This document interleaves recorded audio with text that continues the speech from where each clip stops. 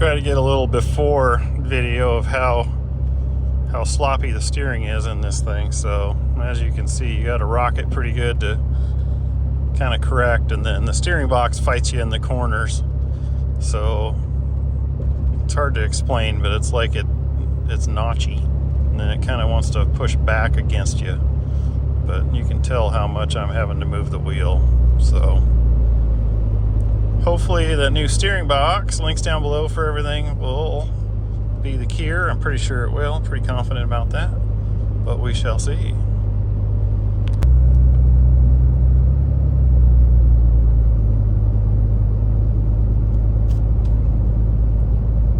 So she goes pretty straight, but yep.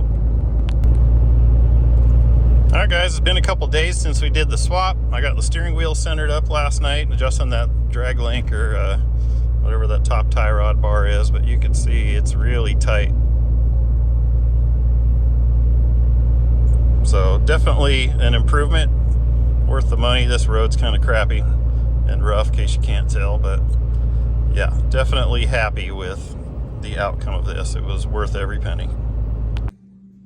All right, here we go. So the big PSC, big bore. You got two hydraulic lines here, your steering shaft. So they have these lines. I just pulled it out of the box. You can see they're lined up.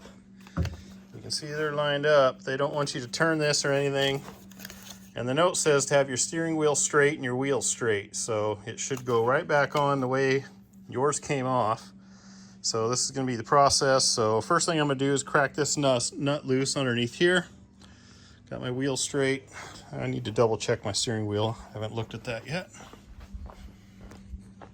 Pretty close. We got some slop in it, so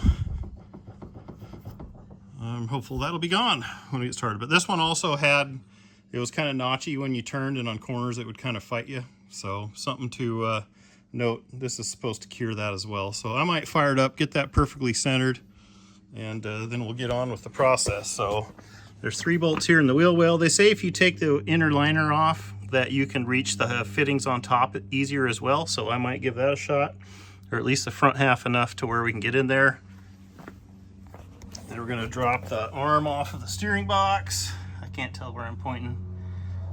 Hydraulic lines, the arm, the steering shaft, and then 3 bolts and it'll come out. All right, the wheel well liner is out. So there's 3 clips. There's one broke off here. One goes in, where did that go in? One went somewhere over there. Oh, here's one that maybe broke off here, another one broke off here.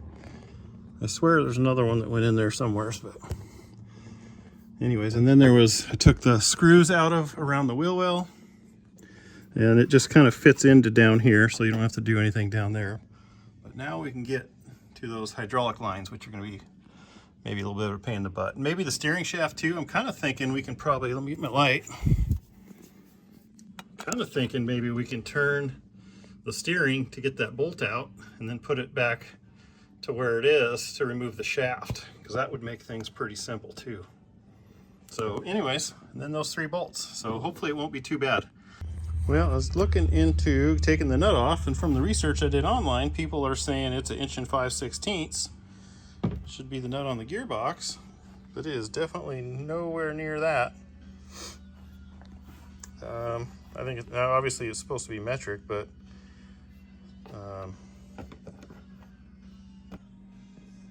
I ran to work 1 13/16" on the Milwaukee 1/2 inch. Broke it loose without a sweat. All right, so I got me one of these Pitman arm pullers, but of course, being a big ass diesel, doesn't fit. So you can see how much I'm cutting off of this thing to get it to clear. Okay, well, we got it to clear that now. Took a little bit too much off, but not too much. But now the next problem is the flipping Pitman arm doesn't fit in the damn thing. There is no videos out here, guys, on these 4th gens that shows you how to do this properly. It's so frustrating. All right, finally got that damn thing loose. Ended up using a bearing puller, believe it or not. Got it as tight as it could, then I had to heat it. I had to heat the arm a little bit right there. Then I hit it with a hammer a bunch of times, then I hit it with the impact, and then it finally popped loose. Now it's free. I didn't want to heat it, but I had nothing else to get it off. So anyway, now that that's going to come off, I'm going to go ahead and get the pitman arm off. We're going to take these 2 bolts out of each side of the sway bar. Then we're going to go up top and take the 2 lines off, and the steering, you can see the steering shaft up there. There's a bolt there we got to get out too. Okay, so I went ahead and pulled the wheel off of this side. Inner liner's out, obviously. I turned the steering wheel enough so I could get to that bolt. I'm going to pull it out, then put the steering wheel straight again, because it ain't going to fall off if you take that bolt out. So now I can turn the wheel straight, and then I'm going to clock the steering wheel. I'm going to actually hang a weight and stuff off of it so that it stays straight up and down, so when I pop it off it doesn't do anything crazy. All right, there's my redneck steering wheel holder. So got that heavy weight dangling there so it can stay, hopefully not turn. These hoses are loose and leaking. Everything's loose underneath, just those 3 bolts are in place. Gonna have my helper come down here. I was looking for something to plug these lines with because that's gonna be annoying. It's gonna be a messy job, but she's gonna come get these bolts out and help me put the other one in place. There's the old one, came out. It was kind of a two-handed pain in the ass process. My steering wheel's still straight? Not really. So the new gearbox is not perfectly straight. It's not perfectly straight. Okay, well, we'll see how that works out. Anyway, so for these lines, you take them off, they're gonna leak like crazy. I got this cool tool, which I got into that one, kept it from leaking. The other one's over there, but the new gearbox came with 2 O-rings. One was actually in the hole. Looks like it's still okay. As the bolts were getting threaded in, it came out. Since there was no manual of this stupid thing, I'm a little disappointed in those guys. But here's another O-ring. So there's 2 O-rings on this thing. One was shoved in the hole. So make sure that, you know, you look out for those. So I'm going to replace those on those 2 lines and get them seated back in there. Something to note is the 2 O-rings it comes with are different size. One line has a big one has a small one. Pay attention to which one goes where. To explain this to me, steering wheel is crooked. Go down here, you look. Paint marks are lined up. Has not been turned. Same for down under here. Where is it? It's on the other side. Can you see it there? Everything lines up. Steering wheel's crooked. Okay, I got the steering shaft on up there. That was easy to reach in from the top. Make sure your steering wheel's straight up and down. You really can't screw anything up as long as you don't turn your steering wheel when the gearbox is off and that's not connected. Pitman arm can really only go in one spot. I don't know if you guys can see that wide groove there on that side, and there's a wide groove here. A little hard to see on here, I understand. But it kind of really only goes on in one spot as well. So apparently being crooked, it leans to the right, or sorry, the driver's side, is normal, apparently.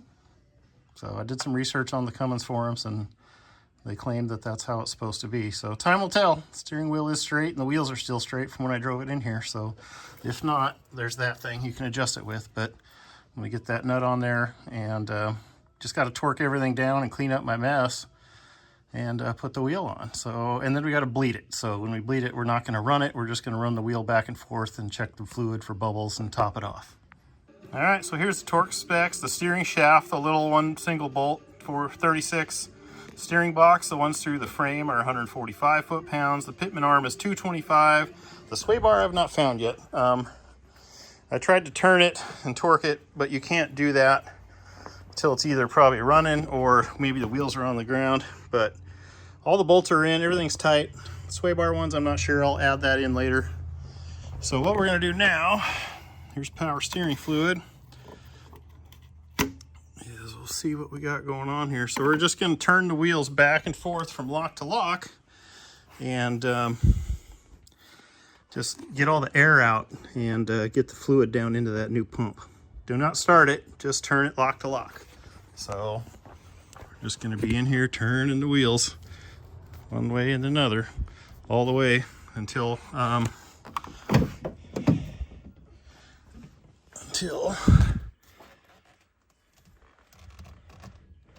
get the air out. Let me get this thing off of here too.